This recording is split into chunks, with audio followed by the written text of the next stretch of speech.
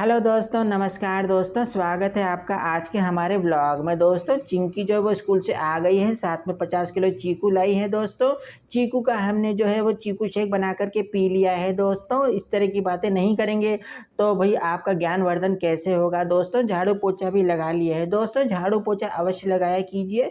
झाड़ू पोछा नहीं लगाएंगे तो प्रकृति का संतुलन बिगड़ जाएगा दोस्तों, क्योंकि झाड़ू लगाने से जो ओजोन के ऊपर जो कचरा होता है ना, ओजोन परत, वो दूर हो जाता है। दोस्तों आशा करते हैं दोस्तों आपको हमारी ज्ञानवर्धक झाड़ू पोछे की जानकारी अवश्य पसंद आई होगी। दोस्तों आइए मेन टॉपिक पर आ जाते हैं। दोस्तों तो वीडियो का जो मेन टॉपिक है वो तो आप समझ ही चुके हैं थंबनेल को देख करके। दोस्तों कहानी पूरी फिल्मी है, कहानी पूरी फिल्मी है। अब ये कहानी पूरी फिल्मी कैसे है ये समझा देता हूँ मैं आपको मैंने एक वीडियो में ऑलरेडी बोला हुआ है कि PBKS पंजाब की जो टीम है, इसका फुल फॉर्म है पक्की बॉलीवुड की स्क्रिप्ट। और ये स्क्रिप्ट कैसे एग्जीक्यूट हो रही है ये तो आपने देख ही लिया।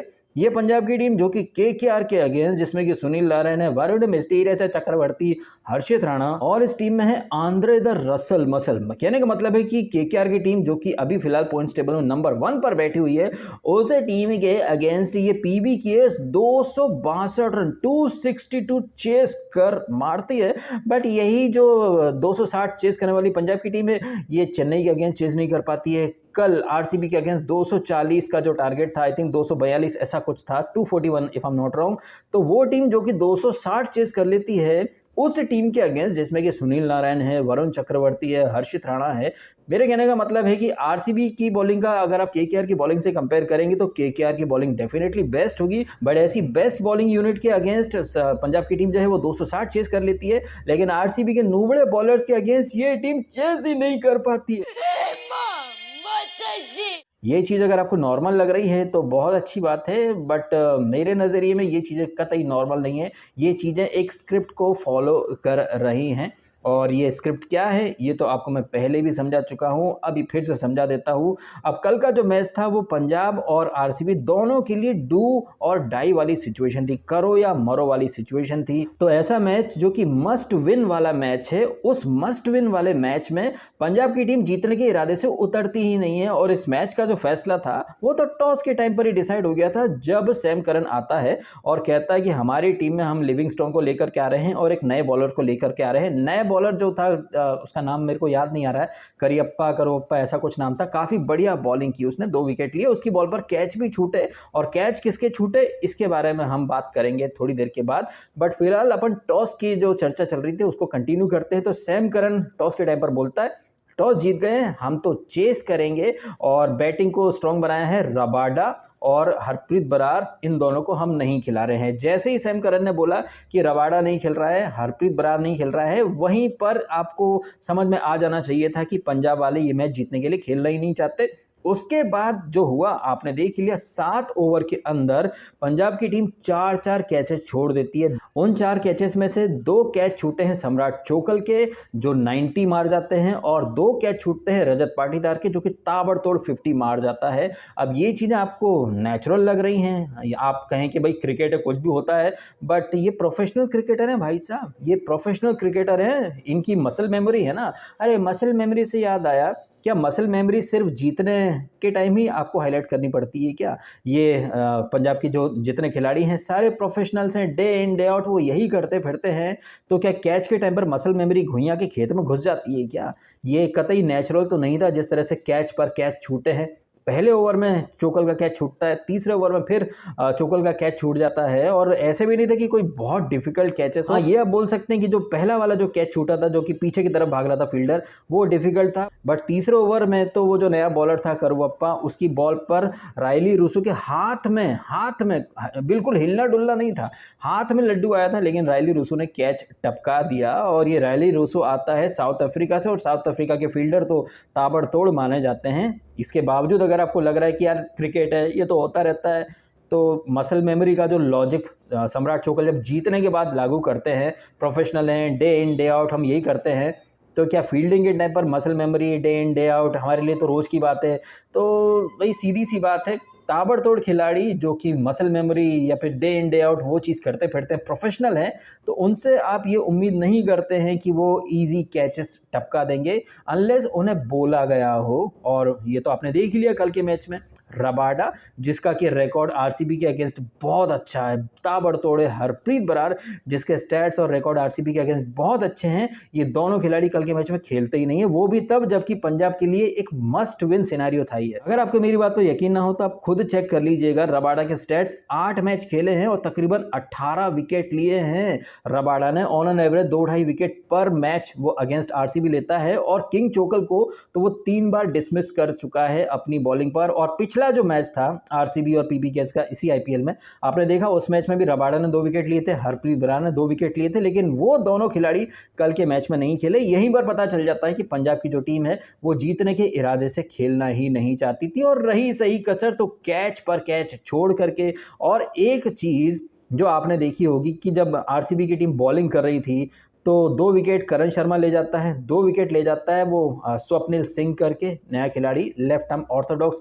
हरप्रीत बरार भी तो वही है, लेफ्ट आर्म ऑर्थोडॉक्स। तो आप समझें कि आरसीबी के स्पिनर्स 4 विकेट ले जाते हैं और पंजाब की टीम एक स्पिनर को बिठा देती है, सिर्फ एक ही स्पिनर के साथ खेलती है।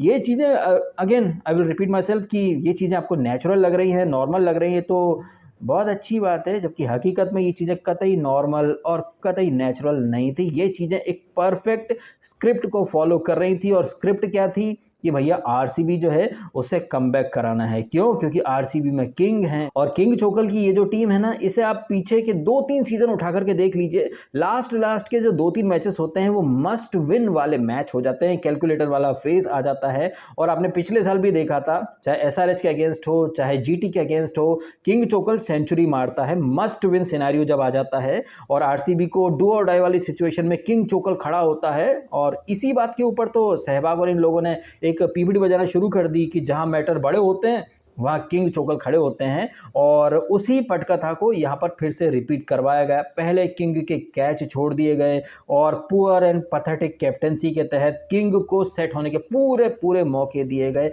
और बाद में ये अपना पाटीदार कहें और ये अपना कैमरून ग्रीन, इन्होंने भी भाई धागा खोल दिया और आरसीबी आराम से 240 क्रॉस कर जाती है। अब 240 का टारगेट आपको चेस करना है तो आपके जो ओपनिंग बैट्समैन है जॉनी बेस्टो, प्रभ सिमरन, मेरे को अब तक समझ में नहीं आ रहा है कि पंजाब की टीम में चल क्या रहा है। पंजाब की जो टीम है इसकी मालकिन प्रीति जिंटा, वो ड्रीम 11 के ऐड में तो बड़ी बड़ी बातें करती हैं, लूजर की गाड़ी थी मैंने विनर की बना दी, हा। सोशल मीडिया पर देखें तो शेर स्क्वाड का वो एक अलग ही ये लोग ड्रामा करते फिरते हैं, जबकि खिलाते किसको? वो प्रभ सिमरन को, जो 10 में से किसी एक मैच में चलता है। और मैंने अपने कल की वीडियो में कहा भी था कि पंजाब की टीम अपना हनीमून पीरियड जो था 2-3 मैचेस का, जहां 260 चेस किए, और ये जो पंजाब की टीम ने जो केकेआर को हराया था 262 चेस किए थे, उसमें मिचेल स्टार्क खेला ही नहीं था। तो भाई ये समझना कोई रॉकेट साइंस तो है ही नहीं, इतना दूध पीता बच्चा तो कोई है ही नहीं जो ये चीज़ें समझ ना पाए कि ये पंजाब की टीम जो कि केकेआर के बॉलर के अगेंस्ट 260 चेस कर लेती है, वही पंजाब की टीम आरसीबी के नुबड़े बॉलर्स के आगे सरेंडर कर जाती है।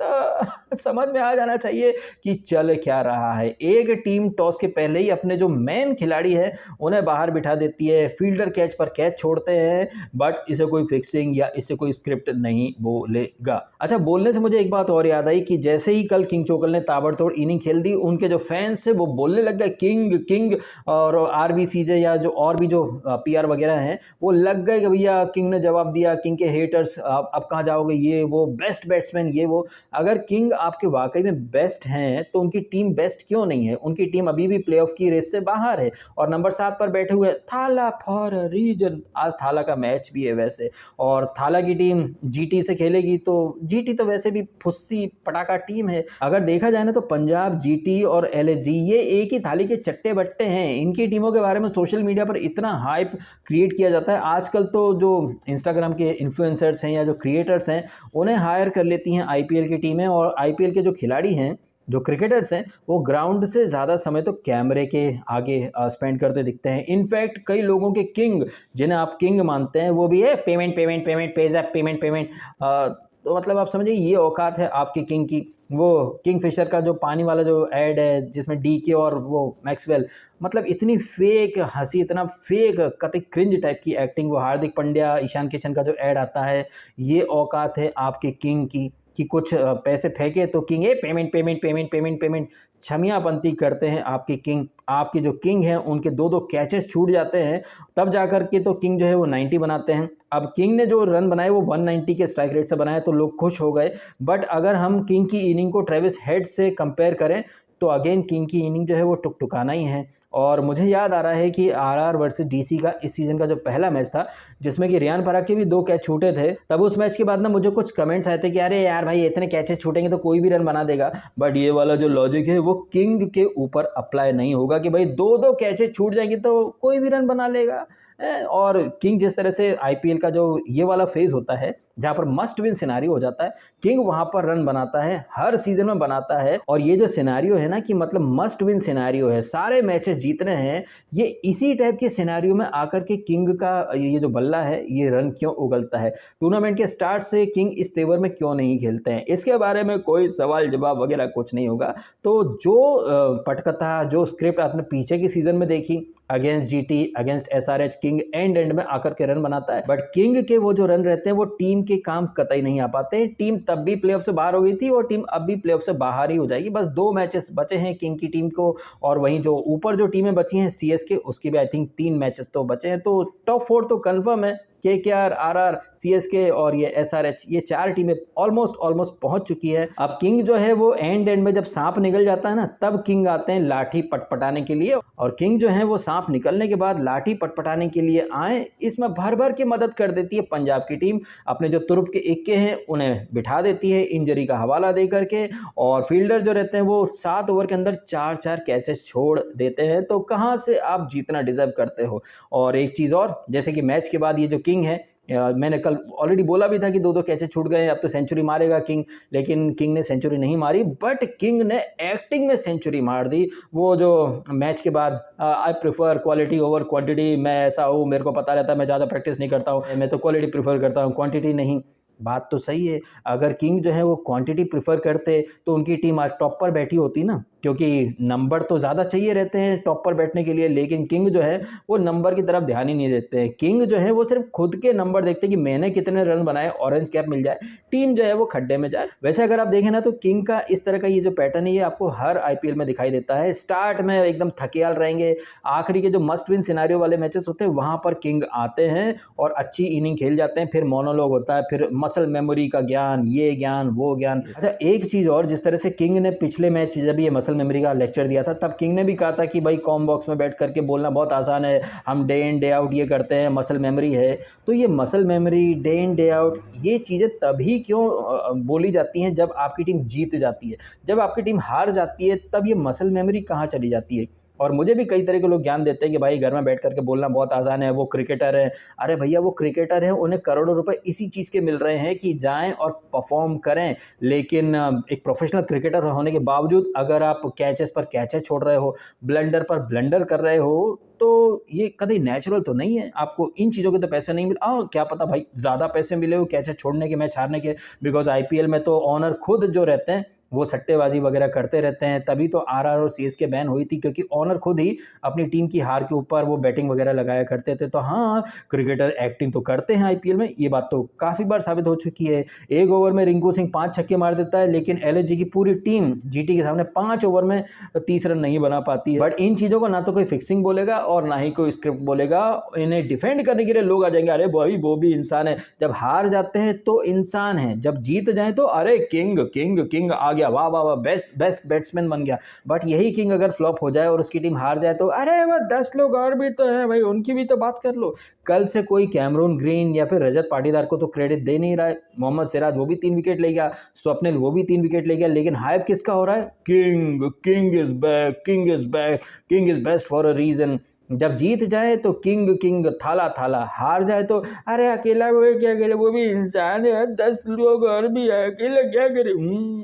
समझ में आ रही है आपको ये जो मिली भगत है पीआर की, किंग और उनके जो चोकल साम्राज्य के जो चपरासीज हैं उनकी। अब वैसे किंग की टीम कल जीत गई है और किंग ने भी 90 समथिंग बना दिया, तो चोगल साम्राज्य में कल जश्न का माहौल था। वैसे चोगल साम्राज्य में ये जो जश्न का माहौल रहता है ये बस कुछ घंटे ही चल पाता है, 4 दिन की चांदनी फिर अंधेरी रात, क्योंकि अभी चोगल साम्राज्य को चेन्नई से भिड़ना है चिन्ना स्वामी के ग्राउंड में। और चेन्नई तो भाई हमेशा ही चोकल साम्राज्य पर भारी पड़ी है। देखते हैं चोकल वर्सेस चेन्नई की जो सेना होगी उसका जब भी रिजल्ट आएगा, आई थिंक 2-3 दिन के बाद मैच है। वैसे चेन्नई की जो पलटन है वो आज गुल्लू बॉय से भिड़ेगी, गुल्लू बॉय के होम ग्राउंड में। गुल्लू बॉय भाई मतलब जब से गुल्लू बॉय ने वो when GT play don't think like that ये पीपड़ी बजाई है तब से गुल्लू तो खेलना ही भूल गया। वैसे गुल्लू के जो गुल छर्रे हैं और ये जो चोकल के जो चापलूस हैं इनमें एक चीज बड़ी कॉमन है, ये ग्राउंड में जितना परफॉर्म करें उससे ज्यादा परफॉर्म ये कैमरे पर करते हैं। अब गुल्लू के गुल छर्रे भी अवेयरनेस के नाम पर अलग अलग जर्सी पहन करके आएंगे।